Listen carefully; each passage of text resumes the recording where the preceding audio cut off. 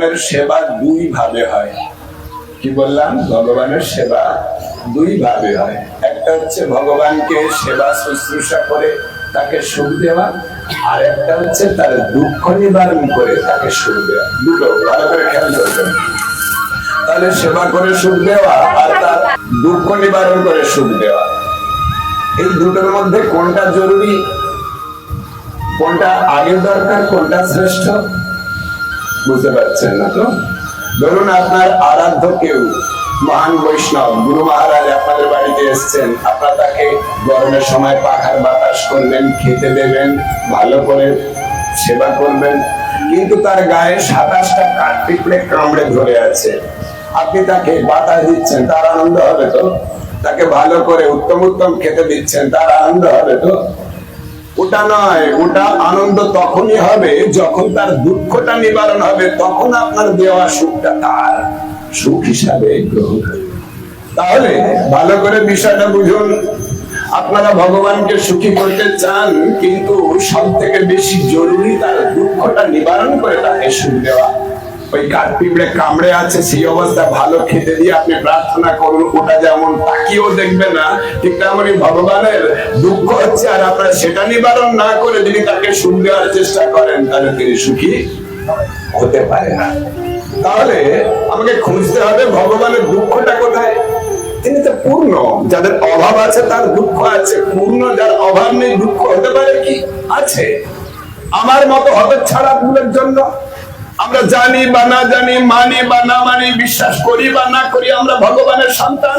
সন্তান যদি কারাগারে থাকে, সে যদি দুঃখ পায়, বাবাকে তিনি ভালো খেতে দেন, সেই ভালো খাবার বাবার ভালো হিসাবে লাগবে তো? সেই জন্য আগে আমাদের দেখতে হবে আমরা যে যারা ভগবানের সেবা করছি সব ঠিক আছে, কিন্তু তার জগতের যত সমস্ত সন্তান, পশু পাখি, কীট পতঙ্গ, গাছপালা, মানুষ, এরা সবাই ভগবানের সন্তান। এরা ভব কারাগারে পড়ে ভুগছে, জন্ম মৃত্যুর চক্রে পড়ে ভুগছে। আপনি হরিভজন করছেন, ভগবানের সেবা দিচ্ছেন, ঠিক আছে, কিন্তু তারা যদি কষ্ট পায়, তাহলে ভগবানকে যদি ভালো খেতে দেন, তার ভালো খাবারটা ভালো লাগবে তো? ভালো করে বোঝার চেষ্টা করুন। আজকে দেখুন, যদি মায়েদের খেতে দেওয়া যায়, মায়েরা যেমন খুশি হবে, তার থেকে শাড়ি গয়না দিলে একটু বেশি খুশি হয় না? দেখেছো কিরকম ধরে ধরে বলছে? দেখুন, আপনাদের কাউকে আঘাত দেওয়ার আদৌ আমার ইচ্ছা নেই, আমি বাস্তবটাকে দৃষ্টি আকর্ষণ করাতে চাইছি। যদি মায়েদের খেতে দেওয়া যায়, যা খুশি হয়, তার থেকে শাড়ি গয়না দিলে আরো বেশি খুশি হয়। কিন্তু এক মায়ের এক রোগগ্রস্ত সন্তান ছিল, ডাক্তার জবাব দিয়ে দিয়েছে অপেক্ষা করা ছাড়া আর কোন রাস্তা নেই, মানে ভালো হবে না, দুরারোগ্যগ্রস্ত, ব্যাধিগ্রস্ত, কোন শরীরের চিকিৎসক যদি ওই মায়ের, ওই সন্তানের রোগ সম্পূর্ণ নিরাময় করে মায়ের কাছে ফেরত দেয়, সুস্থ করে মায়ের কাছে ফেরত দেয়, মাকে খেতে দিলে মা যা খুশি হতেন, শাড়ি গয়না দিলে যা খুশি হতেন, তার থেকে কোটি গুণে বেশি খুশি হবেন নাকি? সেই জন্য আপনারা যদি ভগবানকে খেতে দেন, ভগবান যা খুশি হবেন, ভগবানকে যদি সেবা করেন, ভগবান যা খুশি হবেন। আপনারা কার্তিক মাসে ভোরবেলা নিতাই গৌর প্রেমানন্দে হরি বলে কীর্তন করে পরিক্রমা করে, আর যদি জগতের সমস্ত জীব, এরা তো আমার ভগবানের সন্তান, তাদের কর্ণ কুহর দিয়ে আপনাদের কীর্তিত ভগবানের নাম শব্দ ব্রহ্মরূপে তাদের মধ্যে প্রবেশ করিয়ে, কর্মফল ক্ষয় করিয়ে, তাদের ভেতরে প্রত্যেকের মধ্যে ভগবানের সেবা প্রবৃত্তির যে উন্মেষ আছে, যা কর্মফল দ্বারা চাপা পড়েছিল, সেটাকে যদি আমরা উন্মোচন করে দিয়ে আর ভগবানের কাছে ফেরত দেন, সবাই তো ভগবানের সন্তান, তারা যদি সুস্থ হয়ে ভগবানের কাছে ফেরত দেয় যায়, তাহলে ভগবান কত আনন্দিত হবেন। আপনি খেতে দিলে যা আনন্দ পাবেন, তার থেকে কোটি গুণ বেশি আনন্দ তার হবে নাকি? তাৎপর্যটা বুঝুন। আপনি হরিভজন করবেন, একা করবেন, কিন্তু সেটা সম্ভব নয়। প্রভু বলে গেলেন সবাই মরার সময় হরিনাম করবেন বা হরিনাম করা উচিত। আরে বলছেন তো সবাই, তারা করবে কেন? ভালো করে বুঝুন। যদি আপনারা এ ব্যাপারে রিসার্চ করেন যে কিভাবে এদের কল্যাণ করা যায়, সে বিষয়ে আমাদের সচেতন হতে হবে। প্রত্যেকটা মানুষের তার যে যার কর্মফল বাস করে তার মনে, বুদ্ধিতে, অহংকারে। যেটা করলে কর্মফল ক্ষয় হবে, মনটা ঠিক সেই দিকে নিয়ে যাবে। আর বুদ্ধিতে থাকা কর্মফলটা, মন যতগুলো কর্ম দেখাবে, যেই কর্মটা করলে তার কর্মফল সঠিক ক্ষয় হবে সেটাকেই সে নির্বাচন করবে। আর অহংকারে থাকা কর্মফল, সে বলবে যে না, এটাই ঠিক করছি, যা করছি ঠিক করছি, এতটুকু ভুল করছি না, ঠিক করছি। কেন? ওই সমস্ত মন বুদ্ধি অহংকারে থাকা কর্মফল আমাকে একেবারে সুষ্ঠুভাবে আমার করা কর্মফল ভোগ করাবে। যতক্ষণ না ভোগ হবে ততক্ষণ আমি এর পর্যন্ত পাবো না, যা করছি ভুল করছি। তাহলে উপায় কি? উপায় আপনারা হরিদাস ঠাকুরের যে অ্যাপ্লাই, সেটা অ্যাপ্লাই করুন। তিনি যেভাবে যে প্রসেস অবলম্বন করেছেন, তার কাছে যখন লক্ষ্য হীরা এসেছিলেন, তিনি জানেন এর মনে বুদ্ধিতে অহংকারে কর্মফল বসে আছে। একে হরিভজন করতে বললে, একে বোঝালে বুঝবে না, কেননা ব্রেনেতে কর্মফল বসে আছে। যতক্ষণ না কর্মফলটা ক্ষয় করানো যাবে, এ নিজে বুঝতে পারবে না, করবেও না। তাকে বোঝাতে গিয়েছিলেন কি? ঠিক তেমনই আপনি যদি কারোর কল্যাণ করতে চান, তাকে বোঝানোর ব্যাপারটা, সে যে ভুল করছে আদৌ তার কাছে বলবেন না। আমার কথা বুঝতে পেরেছেন? আপনারা যার চরিত্র পরিবর্তন করতে চান, যার কল্যাণ করতে চান, যাকে হরিভজন করাতে চান, প্রথম কাজ হবে তাকে বোঝাবার চেষ্টা করবেন না। কেন? কেন বুঝবে না? সে কর্মফলটা তার মাথায় বসে আছে, আদৌ সে বুঝবে না। এটা হরিদাস ঠাকুর বুঝতে পেরেছিলেন। ছোট্ট ছেলেটা যখন ডাক্তারের কাছে যায়, তাকে ইনজেকশন দেওয়ার প্রয়োজন হয়, তখন ডাক্তার বাবু কিন্তু ওই ছোট্ট ছেলেটার সামনে ইনজেকশনের সিরিঞ্জ বের করে না, একটা লোক দিয়ে দিল। মনটা ওদিকে চলে গেল, খেলনা বা ক্যাডবেরি দিয়ে দিল, ওদিকে খুলছে, তার ফাঁকে কখন ইনজেকশনের সিরিঞ্জ রেডি করে ইনজেকশন লাগছে, মানে তখন দেওয়া হয়ে গেছে। আর হরিদাস ঠাকুর তিনি ওই লোক দিয়ে দিলেন একটা, কি লোক? তোমাকে আমি স্বীকার করব। তার মানে গ্রহণ করবে। তার মানে বসলো, যেই জন কৃষ্ণ ভাজে সে বড় চতুর। আমার হরিদাস ঠাকুর জানতেন লক্ষ্য হীরা তো বসে থাকবে, কিন্তু এ তো কানে আঙুল দিয়ে বসবে না। আর আমি তো বলেছি, আমি 3 লক্ষ নামের সংকল্প করেছি। এই সংকল্প নাম আমি তো জোরে জোরে যখন কীর্তন করবো, হরে কৃষ্ণ কৃষ্ণ কৃষ্ণ হরে হরে, হরে রাম রাম রাম হরে হরে। আমার দ্বারা কীর্তিত ভগবানের নাম শব্দ ব্রহ্মরূপে যখন কর্ণকুহর দিয়ে লক্ষ্য হীরার মর্ম প্রবেশ করে কর্মফলকে ক্ষয় করে দেবে, ওকে বলতে হবে না ও ভুল করছে। একদিন গেল, 2 দিন গেল, 3 দিন যখন হলো না, তখন সে আর ধরে রাখতে পারছে না। প্রথমে হবে কি? যখনই মানুষের কর্মফল ক্ষয় হবে, এর আগে পর্যন্ত যা করছি ঠিক করছি, এরা বরঞ্চ ভুল করছে হরিভজন করে। কিন্তু যখনই হরিভজন শব্দটা ব্রহ্মরূপে ভেতরে এসে প্রবেশ করবে, কর্মফল যখন ক্ষয় হয়ে যাবে, তখন বুঝতে পারবে একটা সন্দেহ আসবে, কি যা করছে ঠিক করছি তো, এই সন্দেহ আসলো। তারপরে আরো যখন হবে যে না, এটা ঠিক করছি না, ভুল করছি, তার দোষ দেখে তাতে বিরক্ত হবে এবং ভালো কাজ না করার জন্য আকুলতা হবে। পড়ে গেলেন হরিদাস ঠাকুরের চরণে, হে প্রভু, আপনার সর্বনাশ করার জন্য এসেছিলাম, আপনি আমাকে উদ্ধার করুন। প্রসেস এটা। তাহলে কি করবেন? আপনি আপনার স্বামীকে, আপনার স্ত্রীকে, আপনার বাড়ির লোককে, আপনার আত্মীয় স্বজনের ক্যারেক্টার পরিবর্তন করতে চান, কিন্তু তার ভেতরে যা কর্মফল আছে সেটা না ক্ষয় হলে তার ক্যারেক্টার, রুচি কিচ্ছু পরিবর্তন হবে না। প্রথম দায়িত্ব হবে আপনার, তাকে কিছু বোঝাবেন না। কি বললাম? তাকে বোঝাবেন না, তাকে বোঝাবার চেষ্টা করবেন না, তার দোষ ধরবেন না। কি করবেন? বাড়িতে আপনি যখন হরিনাম করছেন, একটু জোরে জোরে হরিনাম করে দিন। হরে কৃষ্ণ কৃষ্ণ কৃষ্ণ হরে হরে, হরে রাম রাম রাম হরে হরে। জোরে জোরে কীর্তন করবেন। আরেকটা দ্বিতীয় প্রসেস অ্যাপ্লাই করবেন কিভাবে, শুনুন আমাদের। আচ্ছা, আমার সঙ্গে বলুন, মহাপ্রসাদে গোবিন্দে নাম ব্রহ্মণে বৈষ্ণবে স্বল্প পুণ্যলতাং রাজন বিশ্বাস নৈব জায়তে। এখন দেখুন, এক্ষুনি মহাপ্রসাদ দেওয়া হবে না। এখন ঘটনাটা কি বললো? মহাপ্রসাদ যা বস্তু আর গোবিন্দ একই বস্তু। তাহলে এই ভগবান এর প্রসাদ আর ভগবান এক। আর চৈতন্য চরিতামৃতে মহাপ্রভু সনাতন গোসাই পাদকে উল্লেখ করে কি বলছেন? কৃষ্ণ সূর্য সম, আমার সঙ্গে বলুন, কৃষ্ণ সূর্য সম, মায়া হয় অন্ধকার, যাহা কৃষ্ণ তাহা নাহি মায়ার অধিকার। আবার বলুন, কৃষ্ণ সূর্য সম, মায়া হয় অন্ধকার, যাহা কৃষ্ণ তাহা নাহি মায়ার অধিকার। তাহলে কৃষ্ণ কি সূর্যের সমান আর মায়া অন্ধকারের সমান? তাহলে এই যে আপনি যদি কারোর কল্যাণ করতে চান, আবার অনুরোধ করছি তাকে বোঝাবেন না, সে যে ভুল করছে বলবেন না আদৌ, তাহলে আপনার সঙ্গে আর কথা বলবেন। তাহলে কি করবেন?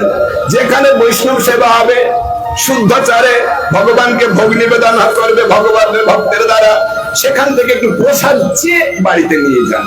তাহলে প্রসাদ যাচ্ছে, মহাপ্রসাদ আর গোবিন্দ একই বস্তু। তার পেটে ঢুকছে কে? মহাপ্রসাদ মানে গোবিন্দ। আবার বলছেন ভগবান সূর্যের সমান, তাহলে কে ঢুকছে? প্রসাদ নয়, সূর্য ঢুকছে। আর ভেতরে কর্মফল যেগুলো তামসিক রাজসিক গুণ রূপে মন বুদ্ধি অহংকারে বসে রয়েছে, ওগুলোকে মায়া, মায়া মানে অন্ধকারের সমান। আর মহাপ্রসাদ ঢুকেছে সূর্য, সূর্য যদি সেখানে যায় অন্ধকার আর থাকবে, নষ্ট হয়ে যাবে। তাহলে এরকম দু তিনবার, মাঝখানে মাস দুই তিন দিন যদি আপনি প্রসাদ বইতে পারেন, তাহলে দেখবেন ও আপনাকে জিজ্ঞাসা করবে, দিদি একাদশী ব্রত করব, নিয়ম বলে দিন। তাই গৌর প্রেমানন্দে। এই পরিবর্তন কে করলো? আমার কথা আপনারা বুঝতে পেরেছেন? স্টাইলটা ব্যবহার করুন, প্রসেসটা ব্যবহার করুন। এক রাজা, তার রাজ্যে তিল ফুলের বাগান ছিল। তো কোন এক দেবী তিল ফুল চয়ন করতে এসে মাটিতে পা ঠেকে গেছে। দেবীদের স্বভাব হচ্ছে তাদের চোখের পলক পড়ে না, পরছাই পড়ে না, আর পা মাটিতে থাকে না। কেননা মাটিতে আমাদের পৃথিবীবাসীর করা পাপে লিপ্ত থাকে, আর যদি পাপ সংক্রমিত কোন লোকের মধ্যে হয়, সে দেব লোকে যেতে পারবে না। ফলে ওই দেবী তিল ফুল চয়ন করতে এসে পা মাটিতে ঠেকে গেল, মানে পাপ সংক্রমিত হয়ে গেছে, আর দেবী ধামে যেতে পারছে না। রাত 12:30 একটার সময় খবর আসলো রাজার কাছে যে দেবী একজন আটকে পড়েছে, যেতে পারছেন না।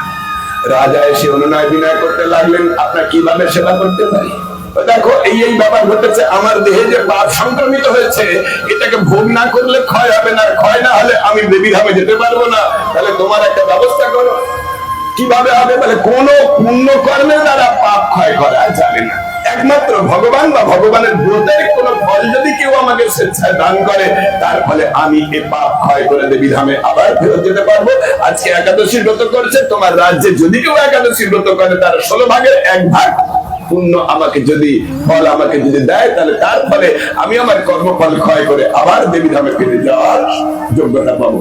তিনি সমস্ত লেবারকে, তার সৈন্য সেনাপতি সবাইকে পাঠিয়ে দিলেন, নিজেও ছুটে গেলেন। সব জায়গা থেকে খবর আসছে কেউ রাজ্যে একাদশী ব্রত করেনি। তিনি নিজে ঘোড়া ছুটিয়ে গিয়ে দেখলেন, এবং তিনি কোথাও পেলেন না। তখন তিনি মনে মনে করছে, আরে এইদিকে তো আমার ম্যাথর এবং ম্যাথরানির বাড়ি, তারা দুজনেই আজকে কাজে আসেনি, কেন আসেনি একবার খোঁজ নিয়ে যেতে পারি তো, এবং একাদশী ব্রত করেছে কি সেটাও জানতে পারি। কিন্তু দূর থেকে দেখছে ম্যাথর এবং ম্যাথরানি দুই স্বামী স্ত্রী তুমুল ঝগড়া হচ্ছে, রাত্রে লাইট জ্বেলে ঝগড়া করছে আর কি। তো গিয়ে যখনই সেখানে রাজা পৌঁছেছে, দুজনেই নালিশ জানাতে আরম্ভ করেছে, দেখুন না রাজা মশাই, আমি নাকি কিছু করিনি। বলছে না না না, আমি কিছু করিনি, আমি সারাদিন ঘোড়ার ঘাস খাই। এই দাঁড়াও দাঁড়াও, তোমরা কখন থেকে ঝগড়া আরম্ভ করেছো? কেন ঘুরে বেড়া থাকে, রান্না খাওনি কিছু করে না? আমি নাকি কিছু কাজ করি না, রান্নাও করবো না, খাবো না, খেতেও দেবো না। জল খাওনি? বলে না না, আমি জল খেতে যাব, আর সেই সময় 4-6 মিনিট যে দেরি হবে জল খেতে, ওই সময় সে 4-6টা কথা বলে যেতে যাবে, সেই সুযোগ দেওয়া যাবে। তোমাদের মনে হয় একাদশী ব্রত হয়ে গেছে, এখন তোমরা তো সংকল্প করে ব্রত করনি, এই ব্রতের ফলটা হবে কিনা তোমরা এখন আর খেও না, আর ঘুমিও না, জল টল গরম খেও না। আমি ঘোড়া ছুটে যাবো, আসবো, দেবীকে জিজ্ঞাসা করব যে সংকল্প ছাড়াও ব্রত করলে ফল হবে কিনা। তিনি বললেন,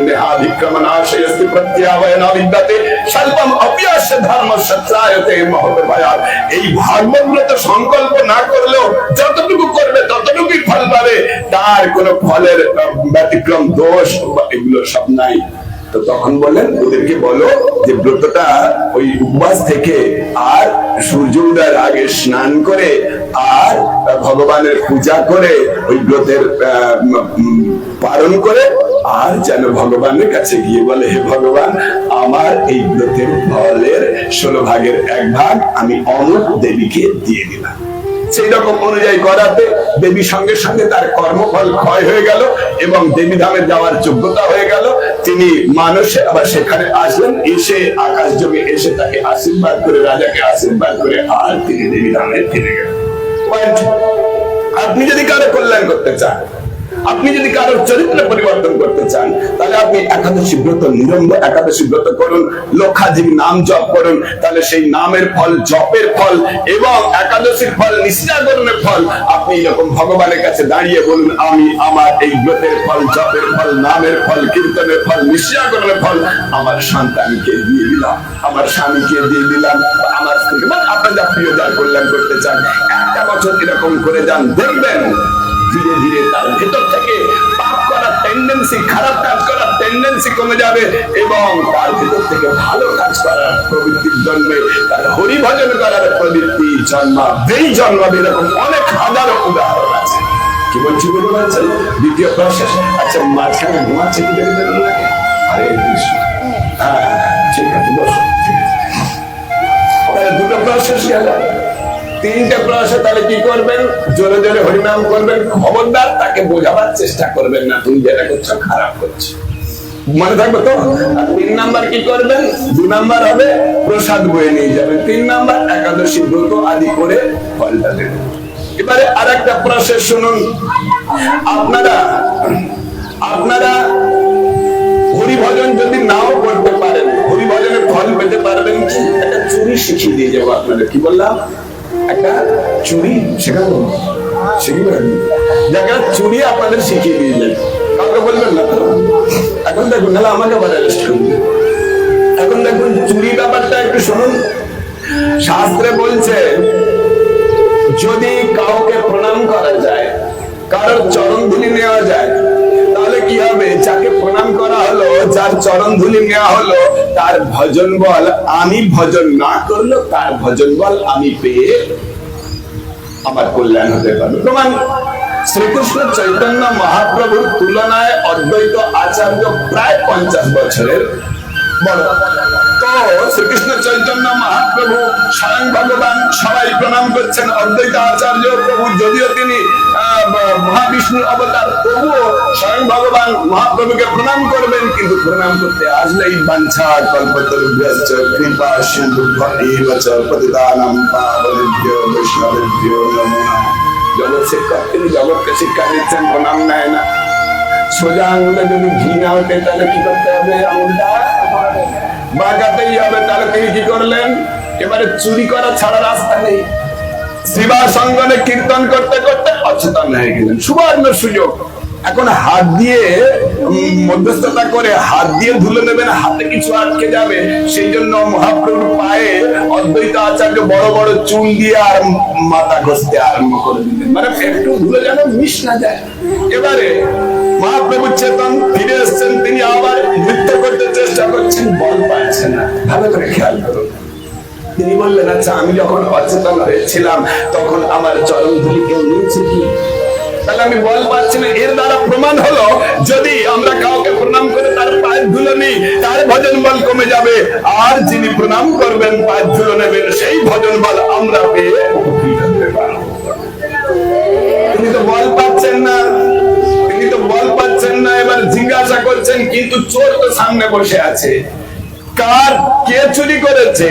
যার হুঙ্কারে সেই শ্রীরাম বৃন্দাবন থেকে রাধা কৃষ্ণকে মিলিত হিসাবে, গৌর সুন্দর হিসাবে আসতে হয়েছে, সেই অদ্বৈত আচার্য চুরি করেছেন। কে বলবে? কিন্তু স্বয়ং ভগবান মহাপ্রভু জানতে চাইছেন, না বলে থাকতে পারছেন না। শ্রীনিবাস পণ্ডিত বলে দিলেন, প্রভু আপনি যখন অচেতন হয়েছিলেন তখন আচার্যজি এইরকম হয়েছে। আচার্যের দিকে এবার লক্ষ্য করে বলছেন, আচার্য এরকম বললেন কেন? তো বললেন, চাইলে যদি পেতাম তাহলে কি চুরি করতে যেতাম? তো আমি চেয়েছি তোমাকে চরণ ধুলি, তুমি দাওনি, সেই জন্য। ঠিক আছে, চোরের কদিন? 7 দিন। আর গৃহস্থের কদিন? 1 দিন। কোন দিন? যেদিন ধরা পড়ে যাবে। আচার্য আজকে তুমি ধরা পড়ে গেছো, ধরা পড়ে গেলে কি হবে? চুরি যাওয়া বস্তু তো ফেরত নেবেই, উপরন্তু জরিমানা স্বরূপ কিছু নিয়ে নেবে। সঙ্গে সঙ্গে মহাপ্রভু অদ্বৈত আচার্যকে বলপূর্বক শুইয়ে দিয়ে তার পায়ে মাথা ঘষতে আরম্ভ করলেন। তখন আচার্যজি বললেন, ওরে বাপ, তোরা বল করলে আমি পারি? তাৎপর্য এই কি শিক্ষা দিলেন? আমরা যদি ভজন করতে নাও পারি, ভজনশীল শ্রেষ্ঠ ব্যক্তি সেই চরণ ধুলি দ্বারা তার ভজন বল নিশ্চিত হয়। ভক্ত পদ রেণু আর ভক্ত পদ জল, ভক্ত ভক্ত অবশেষ তিন সাধনের বল। আমরা যদি তার অধরামৃত যদি একটু পেতে পারি, তাহলে কি হবে? আমি ভজন না করেও তার ভজনের বল আমরা পেতে পারি। এবারে আলোচনায় আসুন। যদি আপনারা কারণ কল্যাণ চান, আপনার সন্তানের হোক, আপনার স্ত্রীর হোক, আপনার পতির হোক, তাহলে সাধুরা যেখানে বসেছে সেই পায়ের ধুলে একটু আঁচলে করে জড়িয়ে নিয়ে যান, গিয়ে আপনার যার কল্যাণ চান তার মাথায়, তার গায়ে একটু ছুঁয়ে দেবেন, অবশ্যই অবশ্যই কল্যাণ হবে। এটাই হচ্ছে 4 নাম্বার প্রসেস। আমার কথা বুঝতে পেরেছেন? এ একেবারে খুব ভাই পাওয়ার ঔষধ, গায়ে ছুলেই কাজ হবে। কি বললাম? এখন ভেতর থেকে চরিত্রের পরিবর্তন হয়ে যাবে এই বিষয়। তাহলে কি হলো? এখন প্রশ্ন আসছে, প্রভু তাহলে তো আমরা গুরুদেবের পায়ে হাত দিয়ে যে প্রণাম করি, এ তো উচিত নয়, গুরুদেবের ভজন মন নষ্ট হয়ে যাবে নাকি? তাহলে পায়ে হাত দিয়ে প্রণাম করা উচিত? পায়ে হাত দিয়ে প্রণাম করা উচিত? পায়ে যদি হাত না দেবে তা প্রণামটা করবেন কোথায়? অবশ্যই পায়ে হাত দিয়ে প্রণাম করা উচিত। এখনকার একটা নতুন স্টাইল হয়েছে, না পায়ে হাত দিতে নেই। আরে এমনি লোকের প্রণাম করার রুচি নষ্ট হয়ে গেছে, প্রণাম করার অভ্যাস নষ্ট হয়ে গেছে। যে আপনাদের এরকম শব্দ পায়, ওরা প্রণামটাই জগৎ থেকে উঠে যাবে, তার জন্য আপনাকে দায়ী হতে হবে। আমার কথা বুঝতে পারছেন? যেখানে যা দেখবেন প্রণাম পায়ে হাত দিয়েই হয়। এখন প্রণাম যে পায়ে হাত দিয়ে করবেন, সবাই প্রণাম করতে করতে দেখা যাবে হরিহরায় হয়ে গেছে, আর গুরু ভগবানের কথা হচ্ছে না। তাহলে কি করবেন? দরকার পায়ের ধুলো, সেখানে চলে গেলে সেই সেখান থেকে নেবে। আমার কথা পরিস্থিতি বুঝতে হবে, কিন্তু আপনি চেষ্টা করবেন পায়ে হাত দিয়ে, কারণ একটা ওখানে আপনার যে অভিমান ছিল সেই অভিমানটা কাজ করবে। আর প্রশ্ন হচ্ছে, তাহলে গুরুদেবের চরণে হাত দিয়ে প্রণাম করবো কিনা? তার তো ভজন বল কমে যাবে। এখন দেখুন, বিষয়টা হচ্ছে একটা বড় জলাশয়, বিশাল কয়েক হাজার একর জায়গা নিয়ে একটা জলাশয় আছে। যদি তার থেকে আপনি 1 বালতি জল তোলেন, তাহলে 1 বালতি জলই কমে যাবে। যদি 1 বালতি জল তোলেন, তাহলে 1 বালতি জলই কমে যাবে নাকি? কমবে তো। 2 বালতি তুললে 2 বালতি কমবে। তেমনই যতই শ্রেষ্ঠ ভজন ছিল না কেন, তার থেকে যদি আপনি চরণ ধুলি নেন, তার ভজন বল কমবেই কমবে। এটাই নিয়ম। কিন্তু যদি ওই বিশাল জলাশয়ের সঙ্গে সমুদ্রের প্রণালী দ্বারা যোগ থাকে, আপনি একান্ত বালতি ব্যবহার করতেন না, যদি কয়েক হাজার মেশিনও চালিয়ে দেন, ওই মানে জলাশয়ের জল কমতেই পারে না। ঠিক তেমনি সাধুগুরু বৈষ্ণব এরা সেবার দ্বারা ভগবানের সঙ্গে সম্বন্ধ রেখেছে, প্রণালী খুলে রেখেছে। আপনাদের মতো হাজার হাজার লক্ষ লক্ষ লোক করুণা করলেও তার ভজন বলের এতটুকু অভাব হবে না। আর একটা প্রসেস। এখন দেখুন, যদি আপনি কারণ ভজন বল চুরি করতে চান, তাহলে তাকে একটু সুবিধা করে দিন। কি বললাম? তাকে একটু সুবিধা করে দিন।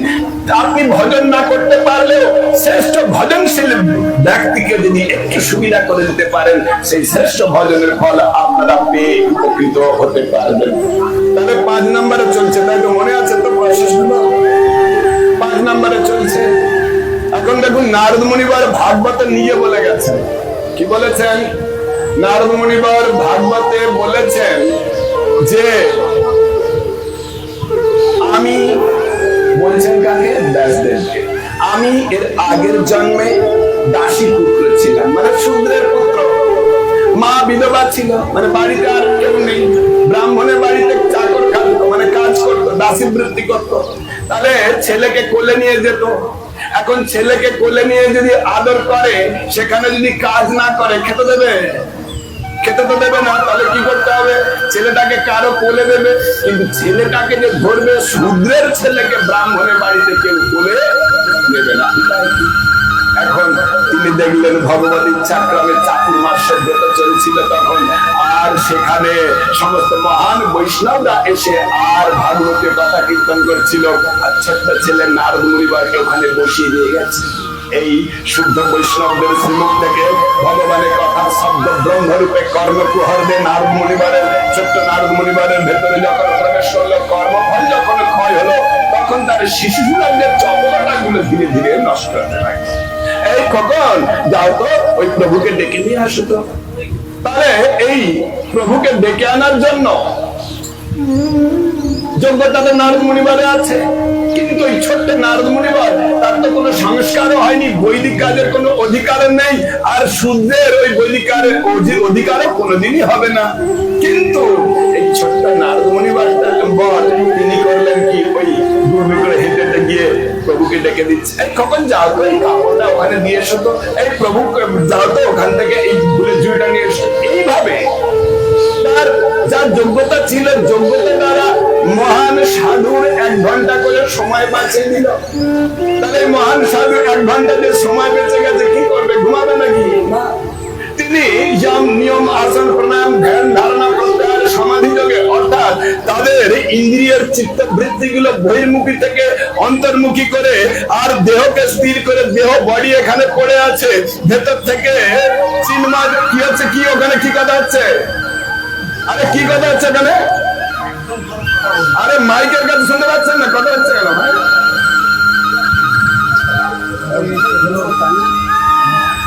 কি মুশকিল, এটা যেন অনন্তকাল ধরে বেঁচে থাকবে। যে বিষয় বলছিলাম, তো সেখানে গিয়ে এই দেহ এখানে পড়ে আছে, আর সূক্ষ্ম দেহ গিয়ে চিন্ময় তার ভাবচিত দেহ প্রাপ্ত হয়ে শ্রীরাম বৃন্দাবনে সখী দেহ প্রাপ্ত হয়ে রাধা কৃষ্ণের যুগলের সেবা প্রত্যেক দিন যে 1 ঘন্টা করে করতো, আজকে যে সময় বেশি হয়ে গেছে, সেখানে 2 ঘন্টা সেবা করতে পারবে। তাহলে এই যে 1 ঘন্টা সেবা বেশি করলো, কার জন্য করলো? নারদ মুনিবারের জন্য। তাহলে 1 ঘন্টা বেশি সেবা করার ফলটা কে পাবে? নারদ মুনিবার পাবে। নারদ মুনিবারের ওসব কোনো যোগ্যতা ছিল কি?